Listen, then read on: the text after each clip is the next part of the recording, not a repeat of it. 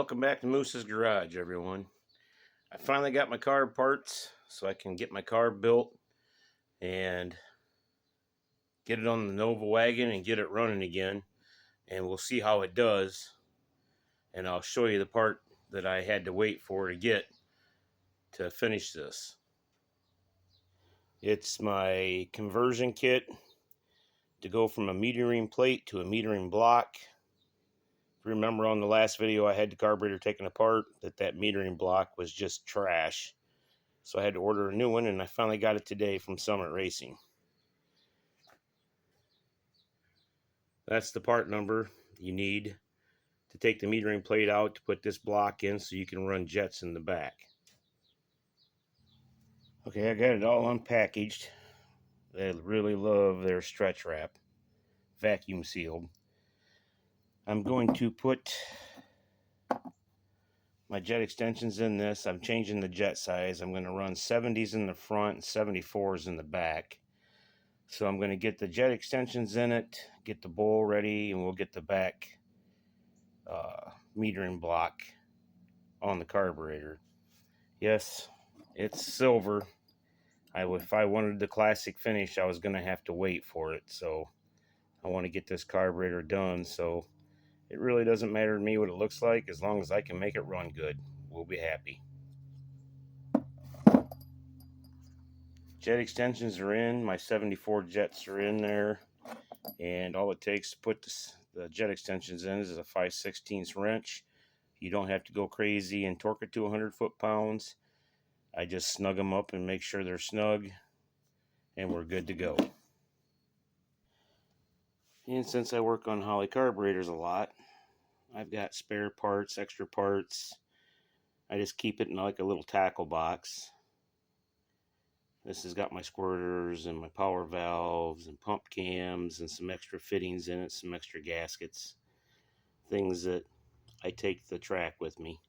It's not a bad idea if you're doing a lot of work on Holleys to keep some extra parts on hand. So I pulled the old needle and seat out. She's pretty dirty and dried up on the O-ring. So I'm going to put the new one in. And when I do put one of the new ones in, I always put WD-40. I spray some on my fingers and put it on the O-ring so I can put it in there and it doesn't tear, and it's lubed and it works good. And I'll show you a trick I do. Other people probably do it. I found it's easiest for me when I set the float level. I just turn the float bowl upside down and screw in my needle and seat until I get my desired height. So I'm going to get the needle and seat in, get the screw on it and the gasket on it, and set my float level here. So I started putting the needle and seat in, spray some WD-40 on it, and this is how I do it. I just go ahead till I can see that it's level in the float bowl. And that's where I start my float adjustments, right there.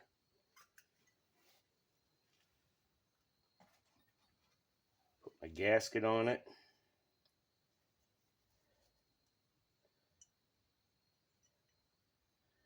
And if you look at the nut, it's got two flats on it that matches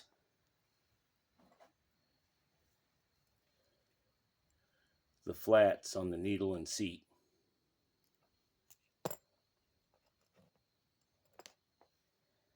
So I got my gasket, another gasket, and my screw.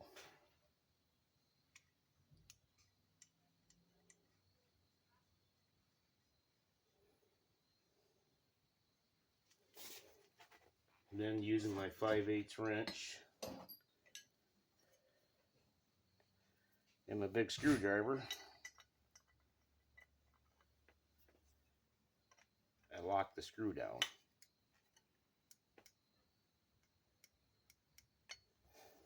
And I don't get carried away on torquing it down. It's aluminum, it can strip easy.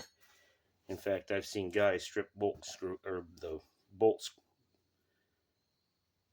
the bolt screws for the float bowls out, and I've had to fix a couple, and it's not something I enjoy doing. So I've got that right there, and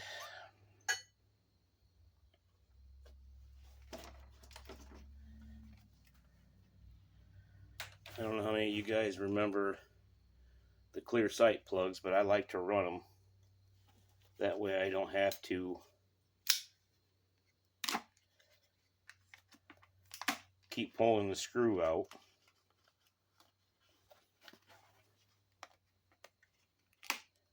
And that's what I'm going to use in this carburetor. I took the old ones out, and they lasted 15 years, I do believe.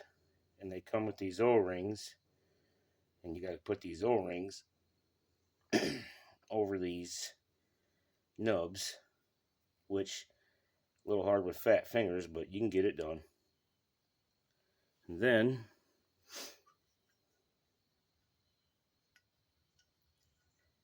you screw it right here in your float bowl, and the O-ring keeps it from leaking, and now you can see your float level.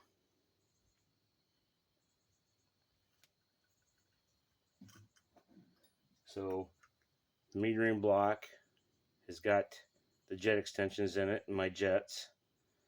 So I put that on there, and the gasket.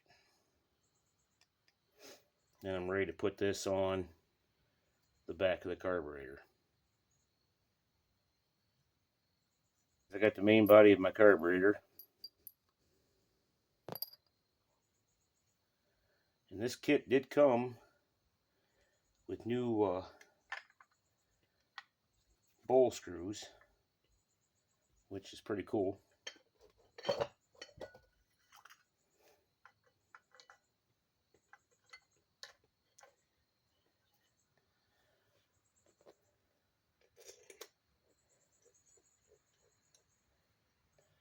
And I always like to start them in by hand.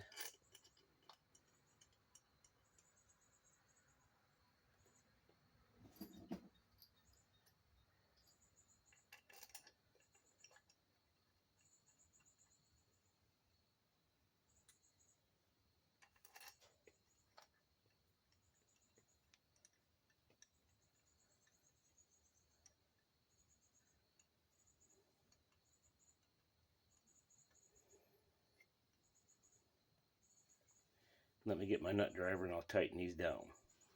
Alright, so now I'm just snugging up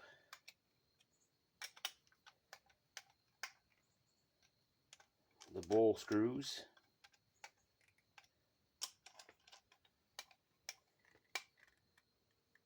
And don't get carried away on the tightening on these.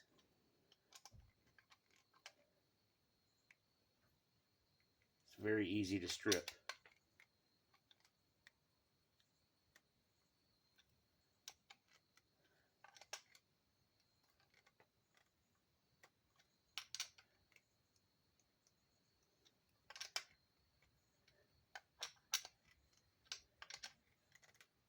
And there you go. Secondary side is done. She's ready to start the primary side. We got a little bit of work to do with the float bowl before I can put that on. Something else I like to do, guys, take your power valve gasket and I spray a little WD-40 on it. So when you put it in the metering block, it won't tear.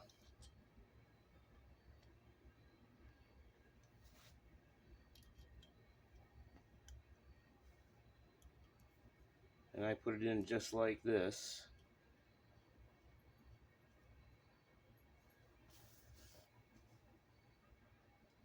And I bought a short 1-inch stubby wrench just to tighten it up. about like that. This has 70s in the front, and I'm going to leave the 70 jets in it. Alright.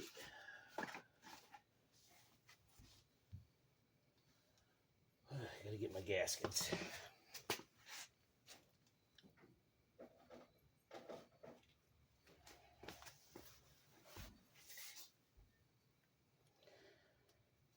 Okay.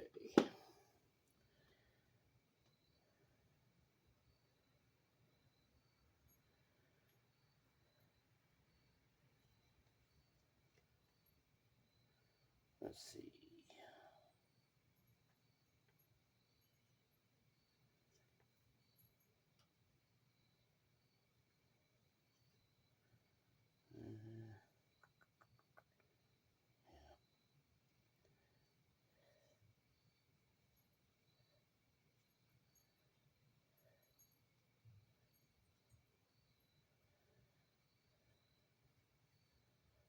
I just like to go all the way around, make sure the gasket's down,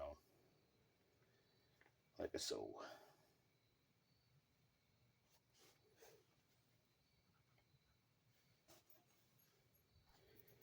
Now,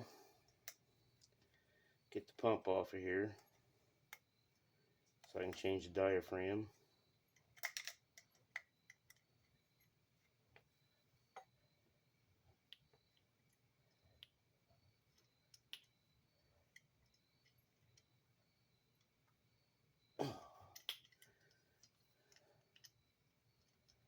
And that puppy is on there.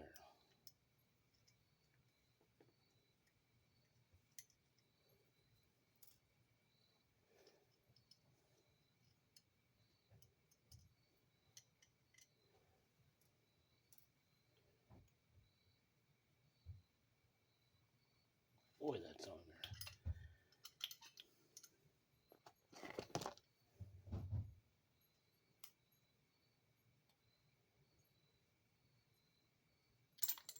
There we go. Okay, there's the cover. Now I just got to get this off.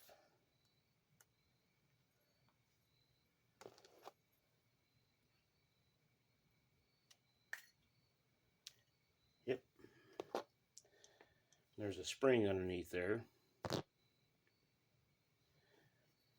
And then that little rubber. I call it another diaphragm that I have to get out of there and change. If they gave me, yep, they gave me a new one. My fat fingers could get it out of the package.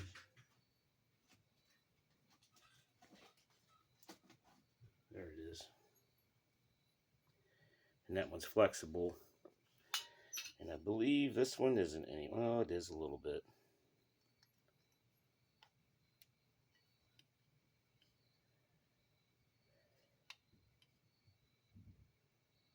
And I just pulled it out.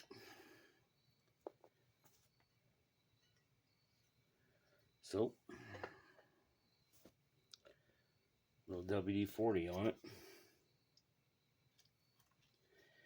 Make it slickery to go in.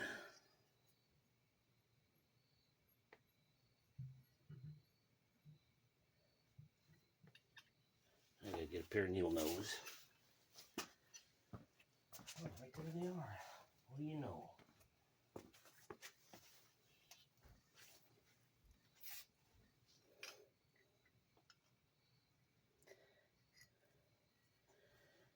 Okay, just like that.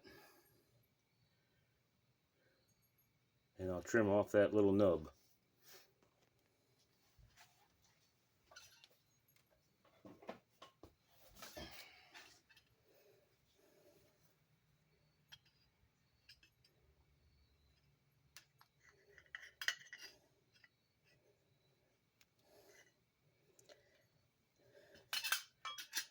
And it's out of there. Yep. So that is done.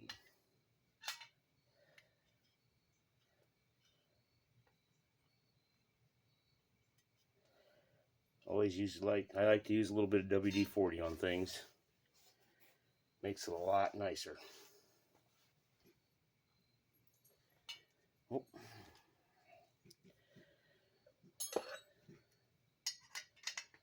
Got to do the needle and seat.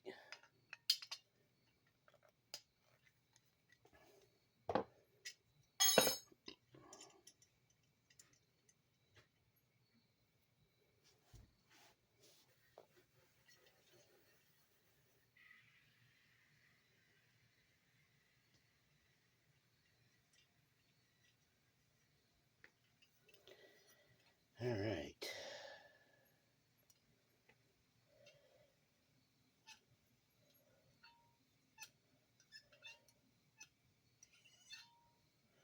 I can hear how dry that O-ring is. So it's coming out kind of tight.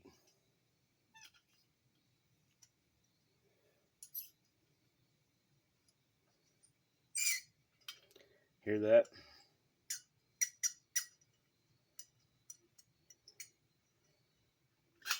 Should dry. All right. Where did that go?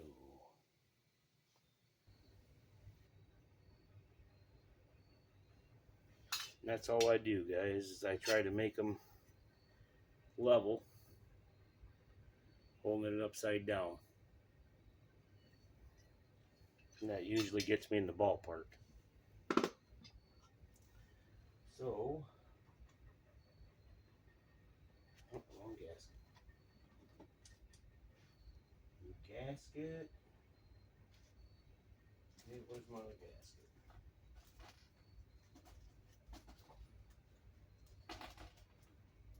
There it is. Okay. Put your bigger gasket on the bottom.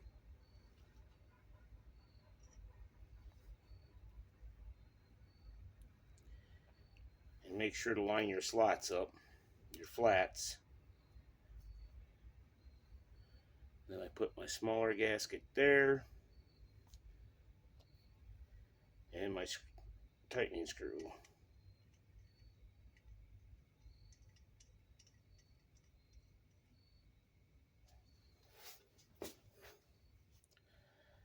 Then get my 5/8 wrench. And my big screwdriver.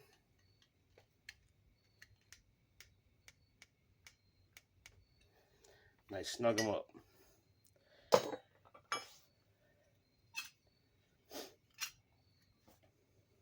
Now, for the pump, put your spring in.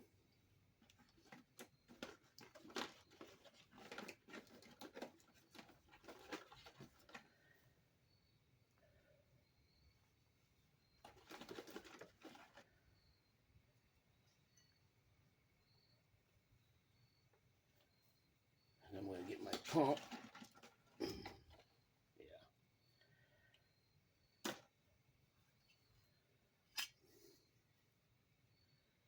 Put the pump on there. The diaphragm. And then the cover. Put your screws back in.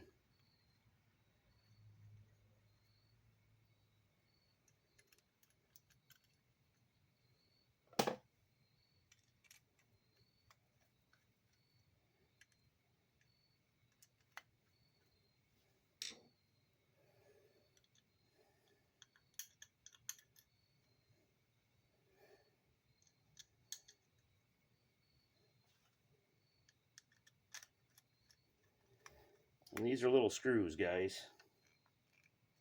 So don't be going and being McGill the Gorilla and tightening these up. I wouldn't even want to think about fixing one of these.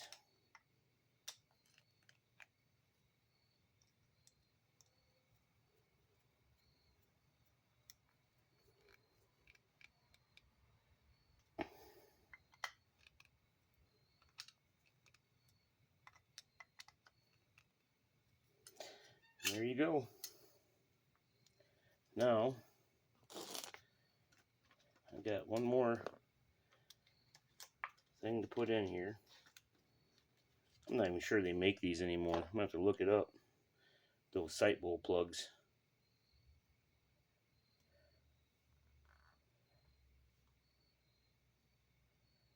I always thought it made it a little safer because you're not pulling the bowl screws out.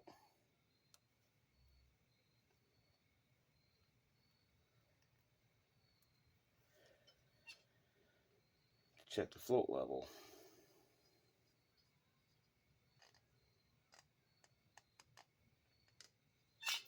And there you go. If there's any difference.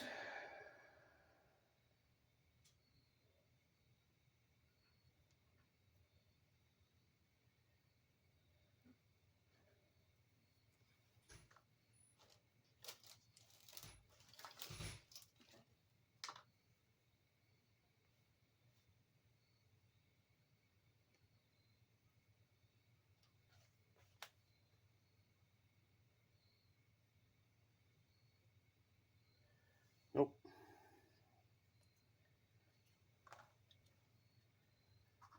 Okay.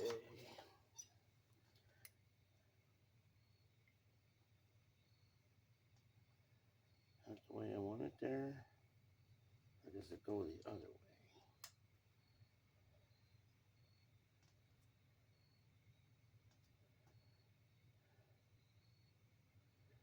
Let's say it goes that way. Now, I've got to get this on my carburetor, my main body.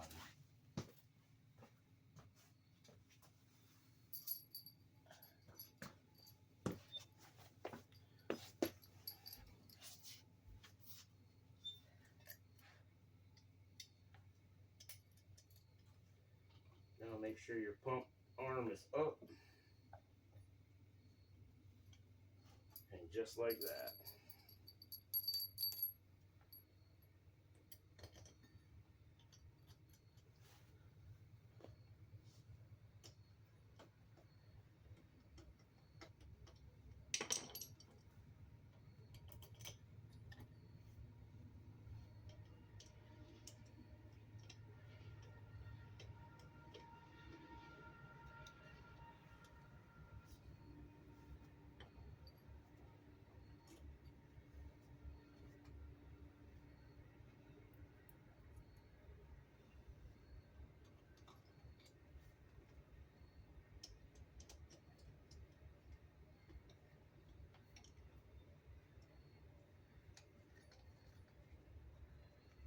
And snug them up.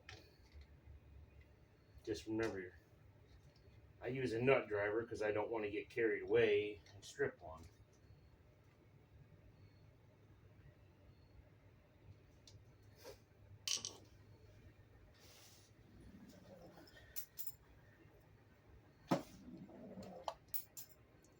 And there you have it.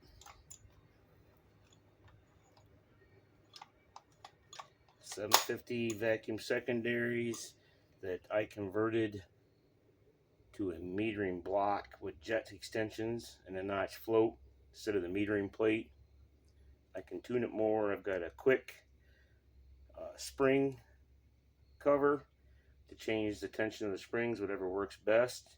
And then I will get a black Sharpie, and I always mark on the front and the rear what I put in it for jets. But yeah. And I have a 31 squirter in it, which without the choke horn on it, honestly guys, it's pretty easy to change a squirter on this. So that was my 750 Holley that I just freshened up with the metering block conversion kit that I can change the jets in now in the secondaries and have my jet extensions and my notch float. Now all it's left for me to do is put on there what jets I'm running and get it on the carburetor, and get it ready to run. So freshening up a Holley carburetor is not that hard and not that intimidating. There's not very many moving parts. It's pretty easy to do. You know, if you run into a snag, find a buddy who's taken them apart or watch some videos. There's a couple carburetor books out there, tuning Holleys, and I think that David Vizard, who does building the small block Chevy on a budget and to build a big cubic inch small block Chevy to run good, I think he has some things in there about Holley carburetors as well. So what I'm going to do tonight is take the Elderbrock off, put the 750 Holley on it, and I'm going to try a super sucker 4-hole spacer underneath of this carburetor. I want to see if it picks the velocity up and see if it helps on the tuning wise. But yeah, so I've got the Holley freshened up and ready to go. And I'll be getting it on the old 355 tonight and the old school 64 Nova wagon. I don't know if I'll get it started tonight, but that'll probably be in another video. But yeah, we're going to get it on here in a minute, and hopefully tomorrow get it fired up and see how it runs and get some more video to you guys. So I'm going to get the carburetor on tonight, get it all ready to start up tomorrow. I'll get home from work and get me a new video up of it starting up and running and see if we can get it adjusted and tuned. But until next time, guys, keep hot rodding, build what you want, enjoy it. We only get to go around this earth one time, and don't let anybody tell you what to build. Until next time, I'll see you here on Moose's Garage.